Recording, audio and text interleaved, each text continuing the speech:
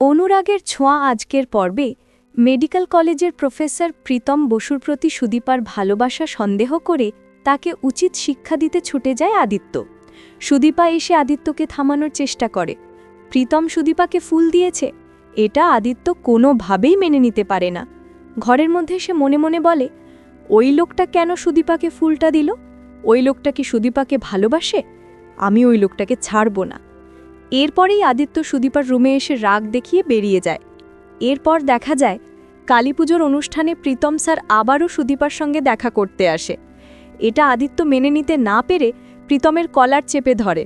তখনই সুদীপা এসে আদিত্যকে বাধা দেয়। আজকের পর্বে দেখানো হয়েছে আদিত্য আর সুদীপা আউট হাউসে ফিরে আসে। সুদীপা আদিত্যকে চা বানিয়ে দেওয়ার প্রস্তাব দিলে আদিত্য রেগে যায়। আদিত্য কঠিন স্বরে বলে, আমি আপনার বানানো চা কেন খাবো? কেন আমার ভাই বোন মা বাবা পরিবারের সবার সামনে আমার অসম্মান করলেন? কেন আমায় এই অপমানগুলো করলেন সুদীপা? সুদীপা মিনতি করে বলে, মিস্টার চৌধুরী, বিশ্বাস করুন, অন্য কোনো উপায় ছিল না। আমি যদি তখন এই কথাগুলো না বলতাম তাহলে পরমাকে অনেক অপমানিত হতে হতো, হয়তোবা বাড়ি থেকে বের করে দেওয়া হতো। তাই আমি পরমার কথা ভেবেই তখন আপনার সাথে অমন ব্যবহার করতে বাধ্য হয়েছি। আদিত্যের ক্ষোভ যেন আরও বাড়ে।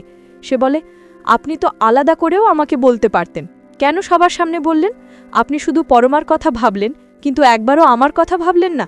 এই বাড়ি পরিবার এরা ছাড়া আমার আপনার কে আছে? এই সব ছেড়ে আমি কোথায় যেতাম? উত্তর দিন।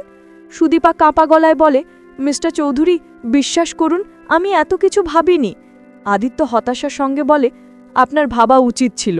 আপনি শুধু পরমার কথা ভাবলেন, একবারও আমার পরিস্থিতি বুঝতে চেষ্টা করলেন না।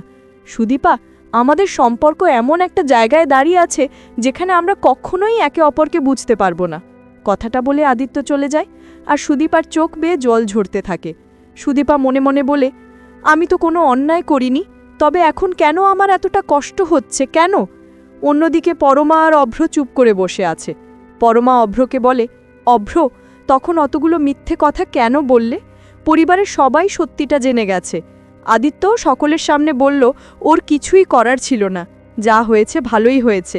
এবার আমি এই বাড়ি থেকে চলে যাব, তুমি নতুন করে নিজের জীবনটা শুরু করো। পরমা চলে যেতে চাইলে অভ্র তার হাত টেনে ধরে বলে, নতুন করে কি আমরা সবটা শুরু করতে পারি না? পরমা বলে, বিয়ের প্রথম রাত, সেটা কোনোদিনই ফেরত আসবে না। অভ্র বলে, আমি জানি, কিন্তু পরমা, সেদিন আমার কিছুই করার ছিল না। পরমা বলে, আমি তোমার পরিস্থিতি বুঝতে পারছি, আর সেই জন্যই তো এবার আমি নিজেকে শাস্তি দেব। আমি চলে যাব, সবার জীবন থেকে চলে যাব। তখনই অভ্র বলে, হয়তোবা আমাদের জীবনের কোনো কিছুই ঠিক হবে না, কিন্তু পরমা, আমরা কি পারি না ভাই আর সুদীপাকে এক করিয়ে দিতে? আমাদের সংসার সুখের না হলেও আমরা তো ওদের সংসারটাকে সুখের করতেই পারি। অভ্র অনুরোধ করে বলে, তাই আমি তোমায় বলছি, যতদিন না পর্যন্ত ভাই আর সুদীপা এক হচ্ছে ততদিন তুমি এই বাড়িতেই থাকবে, তুমি কোথাও যাবে না। অভ্রের কথা পরমা মেনে নেয়। এরপর দেখানো হয় সুদীপার কলেজের স্যার প্রীতম দীপামণির শুভেচ্ছা জানাতে এসেছে। সে জানতে পারে সুদীপা আউট হাউসে থাকে এবং আদিত্য সুদীপা একে অপরকে আপনি বলে ডাকে।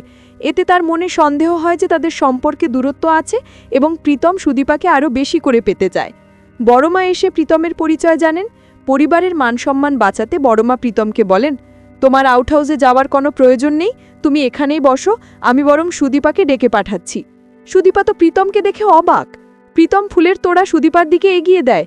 প্রীতম দীপাবলির শুভেচ্ছা জানালে সুদীপা বলে তাদের বাড়িতে কালী পুজো হয়। প্রীতম তখন হ্যাপি কালী পুজো বলে ফুলের তোড়া দেয়, যা দেখে আদিত্য হিংসায় জ্বলতে থাকে। সুদীপা তোড়া হাতে নেয়। প্রীতম জিজ্ঞেস করে, আমি শুনলাম তুমি নাকি আউট হাউসে থাকো? বড়মা পরিস্থিতি সামলে দিয়ে বলেন, না না, ও থাকে না, ঘরের মেরামতির কাজের জন্য ছিল, আজই ফিরে আসবে, আবার বাড়িতেই থাকতে শুরু করবে। আদিত্য সরাসরি জিজ্ঞেস করে, আপনি কি সব ছাত্রের বাড়িতে গিয়ে শুভেচ্ছা জানাচ্ছেন? প্রীতম সুদীপাকে কৃতি ছাত্রী বলে প্রশংসা করেন। প্রীতম চলে যাওয়ার পর বড়মা সুদীপাকে বলেন, আমি বাইরের লোকের সামনে কথাটা যখন বলেছি, তো আর কি, এই বাড়িতেই ফিরে এসো, এখন থেকে তোমরা এখানেই থাকবে। সুদীপা চুক্তির কথা মনে করিয়ে দেয় যে আমার মেয়াদ আর 7 দিন।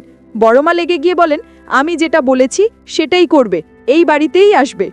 আদিত্যের মাও সুদীপাকে বাড়িতে ফিরে আসার অনুরোধ করেন। আদিত্য সুদীপাকে সন্দেহ ভরা কণ্ঠে জিজ্ঞেস করে, আচ্ছা, উনি ফুলের তোড়া নিয়ে কেন এসেছিলেন? আর উনি আপনাকে শুভেচ্ছা জানাতে বা কেন এসেছিলেন? সুদীপা তার সন্দেহকে গুরুত্ব না দিয়ে বলে, উনি আমাকে উপহার দিলে আপনার কি?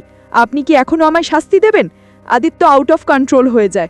এরপর দেখা যায় কালী পুজোর পরমার মা বাবা আসে।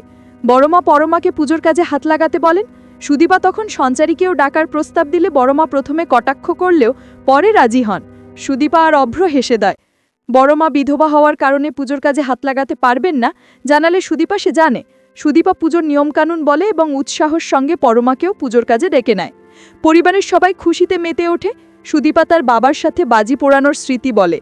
বড়মাও তার বাবার সাথে কালীপুজোর জাঁকজমকের স্মৃতি শেয়ার করেন। বড়মার এরকম রূপ আগে সুদীপা বা পরমা কেউই দেখেনি।